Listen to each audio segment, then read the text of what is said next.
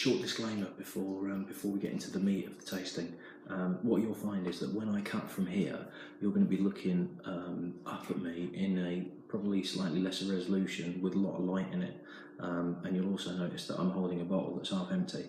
I was actually testing my other iPod to see what the video was going to look like, so I've got it just down here, and I was recording the tasting on both iPods at the same time, and like a complete dick, I forgot to press record on this one. So I'm going to cut to the iPod, the other one I've recorded. It's not got a microphone connected to it, which is down here, so you might not be able to hear it. I'm not even going to be looking at the camera for about 5 minutes. I'm going to be talking away about Glenkinchie that I'm going to review and the other classic malts, and I'm going to be doing this. Blah blah blah blah blah blah blah blah blah blah blah. So yeah, just to give you a heads up in case you wonder what the hell's going on. All right, sorry.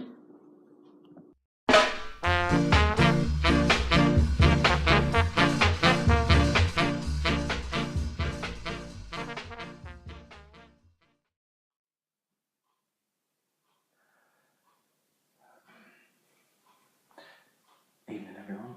I'm just going to try and move this without making it sound really stuff noisy in it. Sorry. Right. So whiskey number 5. I lost count already. That's a good start. Right. I'm going to do a little run of whiskies just to try and give me something to go for over the next few days.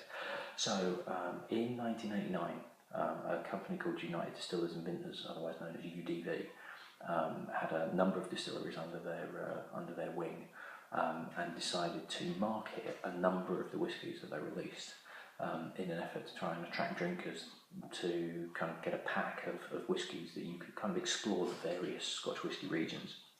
So, as the map that I'll probably put up now shows, you've got a number of whisky regions that are kind of grouped together, various distilleries, as a rough rule of thumb in terms of how various whiskies are going to taste. So you have Speyside, you've got Lowland, you've got Highland, which is kind of every part of Scotland that's not Lowland or Speyside. Islands, and then Islay tends to get separated from islands simply because there's so many distilleries on that little island, and it's a very distinctive taste compared to the rest of the islands.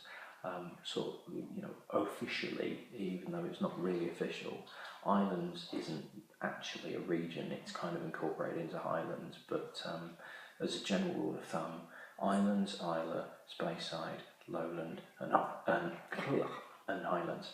So what UDV did was they took a number of the distilleries that they've got and basically picked 6 of them and went, you know what, we're going to use that as a kind of tour around Scotch whisky. So we have a Lowland, which is Glenkinchie. We have a Speyside, which is, where's it gone? Craigmore.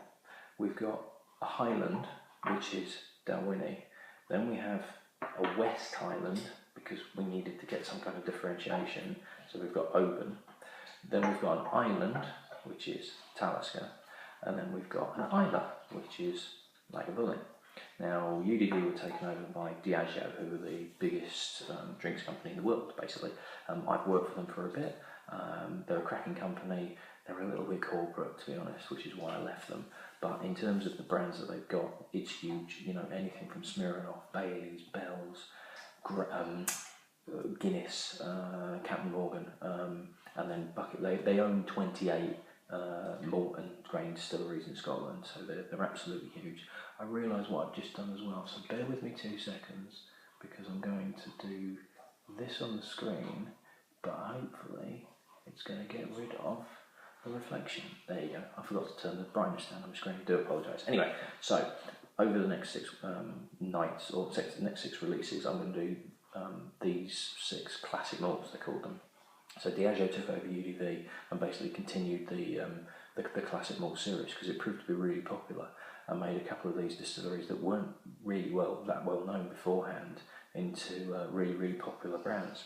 So I'm going to basically run through, if I were to do a tasting in one night of all 6 whiskies, I would basically do this order. So I would start with Glenkinchie, then I would probably go with the Dalwhinnie, then I would go to Craigmore, then I'll do Oban, then I'll do Talisker, and then I would finish off on Lagavulin. So I'm going to do 2 tonight because we're going away this weekend and I might not have time to do it over the weekend, so I need to get a couple in the bank. So the first one I'm going to do is Glenkinchie.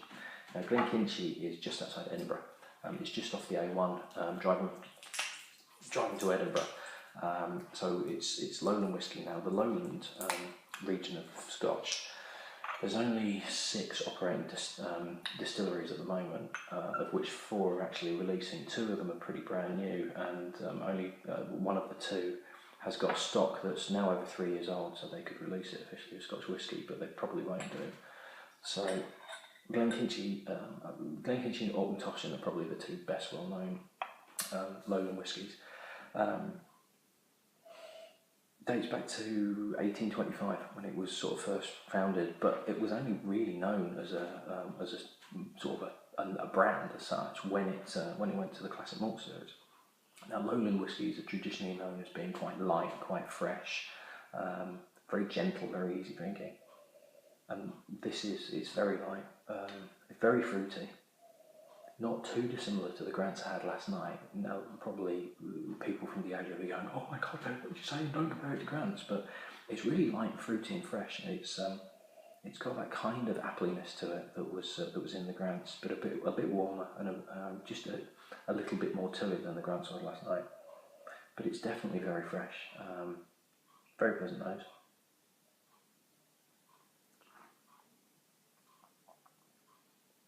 Really smooth. A slight woodiness on it, but not too much. And there's a really nice sort of delicate, soft, fruity feel to it. Now, the other thing I need to point out is this particular one. It's from a set of miniatures that came in a box set, because they marketed it really well. You get a box with a guide to all the whiskey. Oh, fuck's sake.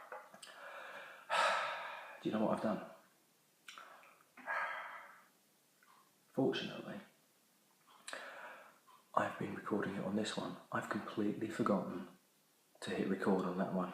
Unfortunately, I was trialling. So I'm hoping you can hear what I've been saying, because I have now opened the whiskey and I'm now tasting it. But I forgot to hit record on the other iPod. I was actually testing this iPod now to see what the difference was like. But unfortunately, because I'm a fucking idiot, I'm going to have to use this one. So I'll put a disclaimer on the front. Yeah, I'll put a disclaimer on the front and I'll carry on with this one. I'll have to lean in a bit and you've got to really...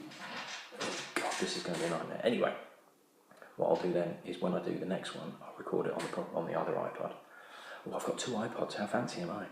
So anyway, this one, really light, really almost refreshing. I really hope you can hear what I'm saying as well, because the microphone's plugged into the other iPod and it's obviously not recording. And I think the battery's about to run out as well. I'll turn it off, because Sodlaw says the battery will run out on the next one. No, don't start recording now, it's too late. Too late, mate, you're done. Right. Nightmare. What a nightmare. So, Glenkinchie, classic Lowland, really easy drinking, really pleasant, not too rich, not too deep, dead easy to drink. There's a slight freshness to it. It's really good. It's really, really nice. What was I saying? Oh yeah. I'll look at this one. Right. Glenkinchie 10-year-old. They actually relaunched it and re-released it as a 12-year-old. This is an old pack from the old marketing that they did. So if anything, it's probably going to be very slightly softer. I can't imagine there's going to be a huge amount of difference. But it's a very good whiskey. You're looking at probably about 25 to 30 quid a bottle if you can find it somewhere. And you'll be able to find it because it's pretty much everywhere. Right, I am going to turn this off. I'm going to do the next one on that iPod, and hopefully that one will work properly. So I do apologise, viewers. Such is life, we live and learn. It's early days, and one of these days I'll get the hang of it. So yeah, that's that one down. See you in a